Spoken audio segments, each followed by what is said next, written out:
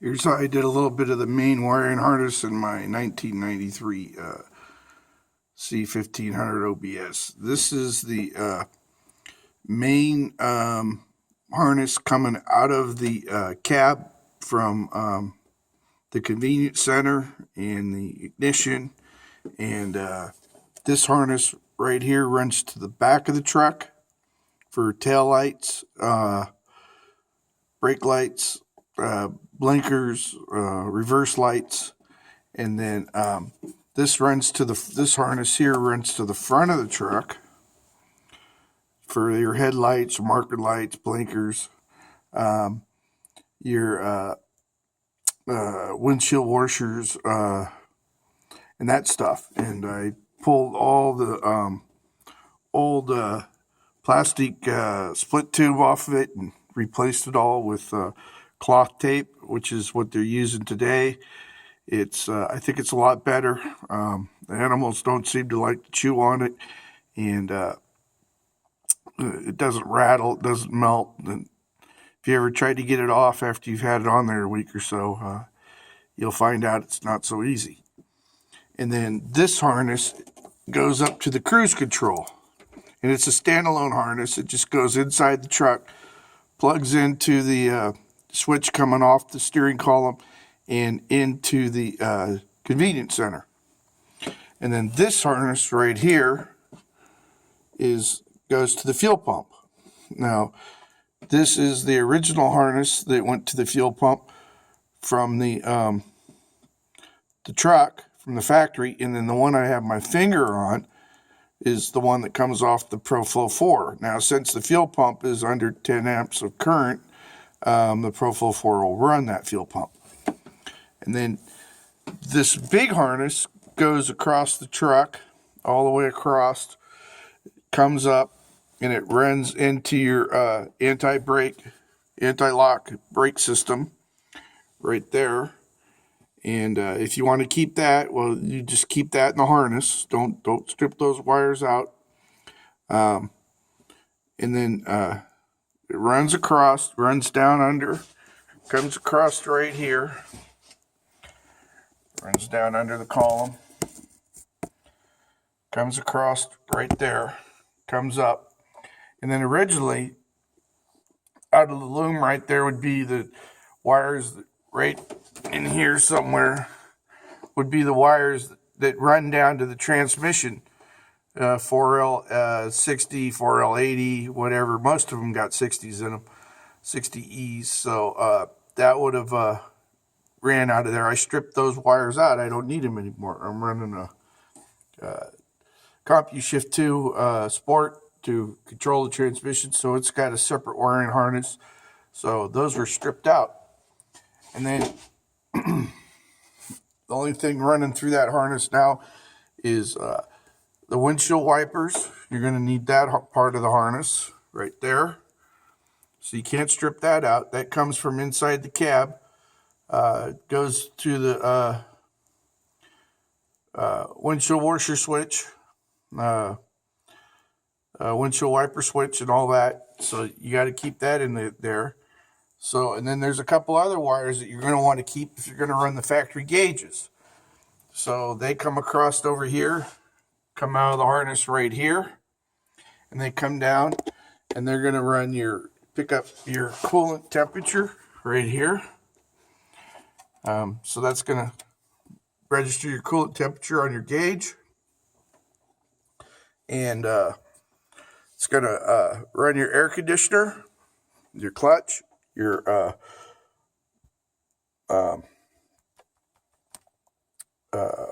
pressure sensor, and then you're going to have a wire right here, brown wire, to excite your alternator.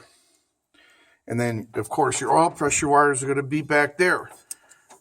There's your oil pressure sensor right there with your wires. Now, that's a 3-wire sensor, and I believe what it does in the factory TBI, throttle body injection, is it won't let the fuel pump come on until there's oil pressure.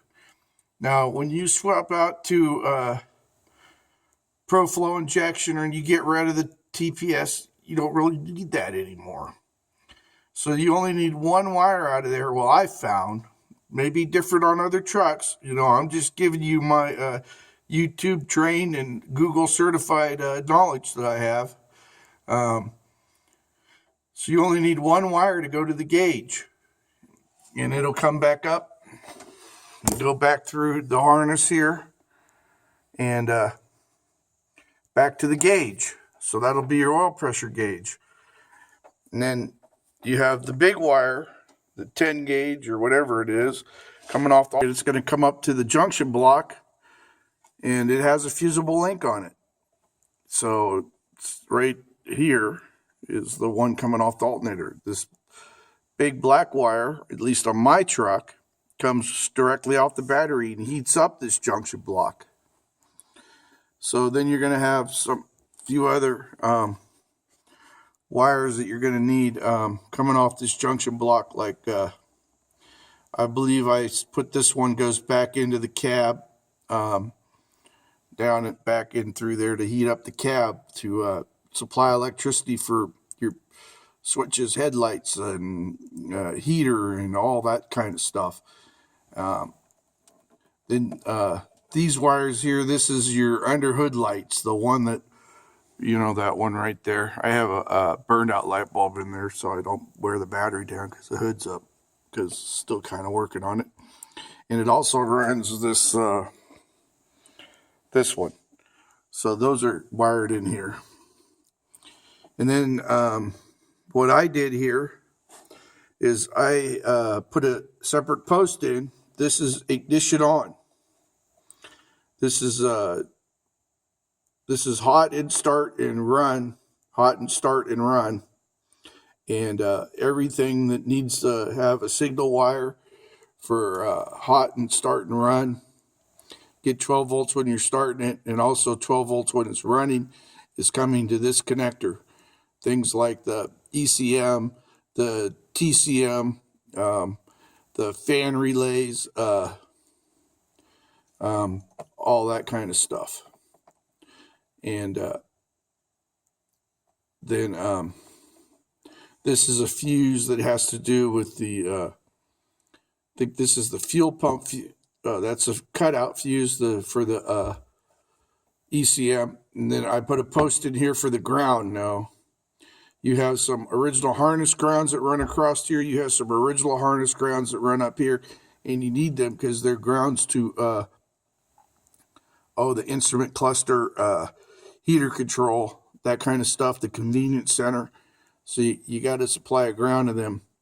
With the TBI system, pretty sensitive on grounding, so there's a lot of engine block grounds and stuff like that running in there that you really don't need anymore. So I took those out, but that's pretty much what I did. The whole wiring harness was pulled apart, all the plastic pulled off of it, split plastic tubing, replaced with cloth tape. And then where I had more than one wiring harness, I used split woven nylon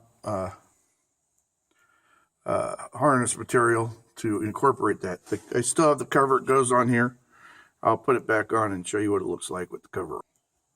Now here's what it looks like ready to run with the cover on there and the air cleaner all mounted and stuff. And I also stripped out the factory computer. Now in this 93, through researching the wiring diagrams and everything, the only thing in this truck that factory computer ran was the transmission and the TBI, the throttle body injection. So the 4L60E and the throttle body injection were run off the factory computer. So since I'm not running factory controller for the transmission or the factory controller for the TBI, I don't need that stuff anymore. So I took it all out, and you'll see in another video what I did with that area in the truck where that factory computer was mounted. Thanks for watching.